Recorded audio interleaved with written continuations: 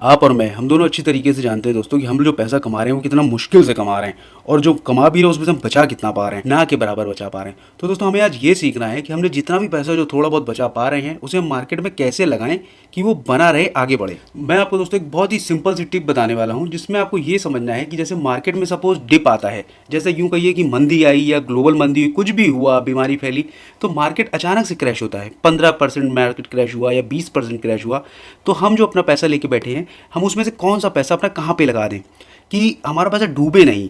इस चीज़ को हमें समझना बहुत ज़रूरी है, क्योंकि हर डिप में हम लोग कोशिश करते हैं खरीद तो लें, लेकिन खरीदें क्या और किस रेट पे जो मिल रहा है, क्या वो खरीदना हमारे लिए सही है कि नहीं।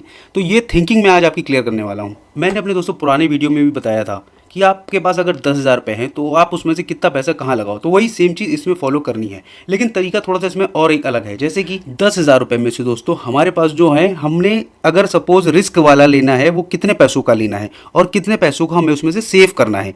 सपोज हम मान के चल रहे हैं कि यार हमारे 6 से 7,000 रुपये तो कम से कम एक सेफ स्टॉक में जाएँ, 3,000 रुपये तक मैं हो सकता है कि रिस्क वाले स्टॉक को ले सकता हूँ। तो ये चीज़ आपके दिमाग में क्लियर होनी चाहिए कि मतलब जो मॉडरेट रिस्क है वो हमारे कितना परसेंट होना चाहिए और हाई रिस्क वाला शेयर हमारा कितना परसेंट का होना चाहिए था। फॉर एग्जांपल के लिए जो हम 7,000 रुपये लगाने वाले हैं दोस्तों, हमें सेक्टर तो अपने दिमाग में क्लियर करना है ना कि हमें इस सेक्टर में हम पैसा लगाने वाले हैं। अब हमें उस सेक्टर की जो सबसे जाइंट कंपनी है, या यूँ कहिए कि जो सबसे बड़ी कंपनी है, क्योंकि दोस्तों अगर मंदी के बाद अगर कोई कंपनी में सबसे ज़्यादा जो उठेगा, प्रॉफिट उठाएगा, वो सबसे बड़ा जो जाइंट ग्रुप होता है ना, वो पैसा नहीं छोड़ेगा, वही सबसे पहले दोस्तों पैसा कमाएगा मंदी के बाद।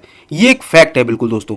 तो आपने 7,000 रुपये जो सेव करने हैं दोस्तों, वो आपने उस जाइंट वाले ग्रुप में लगाने हैं जो उस मंदी का सबसे बड़ा ग्रुप है। एग्जांपल के लिए आप ये वाला स्टॉक देख सकते हो दोस्तों। जब कोरोना की महामारी आई थी, मुझे एक बात तो क्लियर उस टाइम पे हो गई थी कि अब मकान कोई नहीं बनाएगा, तो यानी कि सीमेंट के स्टॉक उस टाइम पे बुरी तरह से धड़ाम थे।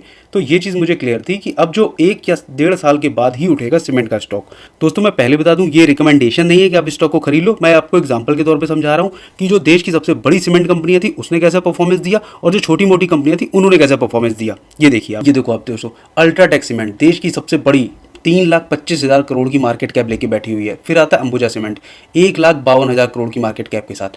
और फिर नीचे देखोगे आप तो बहुत सारी छोटी मोटी star cement, Orient cement, Heidelberg cement, दुनिया भर की कंपनियां नीचे बैठी हुई हैं। ये देखिए अल्ट्राटेक सीमेंट, इसका मैं आपको 5 साल का रिकॉर्ड दिखाने वाला हूँ दोस्तों। देखो इस टाइम पे 11,320 रुपये का शेयर चल रहा है, और जो इन्होंने 5 साल में ग्रोथ दिखाई 7,000 रुपये एक्स्ट्रा बढ़ा दिए। अब ये देखिए 3,041 रुपये का शेयर था इनका दोस्तों कोरोना के टाइम पे, 4 साल पहले का, 3 अप्रैल का। अब आप अंदाजा लगा सकते हो 3,000 रुपये से इन्होंने लगातार ग्रोथ दिखाई है, 11,320 रुपये का इस टाइम पे शेयर लेके जा चुके हैं। अब इन्होंने डिविडेंड की बात करो तो दोस्तों 0.62% का डिविडेंड भी बांटा है। अभी पता नहीं स्टॉक स्प्लिट भी किया है कि नहीं, वो चेक करने में पता चलेगा। तो ओवरऑल तो ये कंपनी देखो आपको फायदा दे ही चुकी है 4 गुना के आसपास। अब ये दूसरे नंबर की मार्केट कैप के मामले में कंपनी अंबुजा सीमेंट का दोस्तों देखो, इन्होंने 200% का रिटर्न दे दिया। अब इनका देखो प्राइस तो दोस्तों 160, 167 ऐसे दिखा रहा है, 153 रुपये, और इस हिसाब से भी इन्होंने देखो 618 रुपये, यानी कि बहुत अच्छा परफॉर्मेंस इन्होंने भी किया है। तो लेकिन अगर डिविडेंड की बात करूँ दोस्तों, इनका डिविडेंड सिर्फ 0.32% का रहा, लेकिन कंपनी ने इसने भी अच्छी ग्रोथ दिखाई है इस टाइम पे। अब ये देखिए स्टार सीमेंट दोस्तों, कम मार्केट कैप वाली कंपनी दोस्तों। अब आप देख सकते हो इसने क्या रिटर्न दिया है, 70-71 रुपये से चल रहा था, लेकिन 3 साल तक कंपनी ने दोस्तों कोई ग्रोथ नहीं दिखाई थी। अब आप देख सकते हो, एक कोरोना गए हुए भी 21 गया, 22 गया, 23 गया। आपने अगर इसमें पैसा लगाया होता तो आप अंदाजा लगा सकते हो कि कोई फायदा तो मुझे दिख नहीं रहा है। अभी थोड़े टाइम पहले उन्होंने थोड़ी बहुत ग्रोथ दिखाई जो दिखाई है, लेकिन अगर 3 साल तक कोई ग्रोथ नहीं दिख रही है तो आपने, कई बार आदमी छोड़ ही देता है पैसे कि यार 3 साल कोरोना निकल गया, अब तक प्रॉफिट नहीं दिया तो अब क्या देगा, इसलिए आदमी हताश होकर शेयर बेच ही देता है। ये दोस्तों रिकमेंडेशन नहीं है, मैं बस आपको एक जानकारी देना चाहता था, इसलिए मैंने इन स्टॉक को पिक किया है। अगर आपको जानकारी अच्छी लगी हो तो प्लीज़ दोस्तों सब्सक्राइब कर देना। Thank you.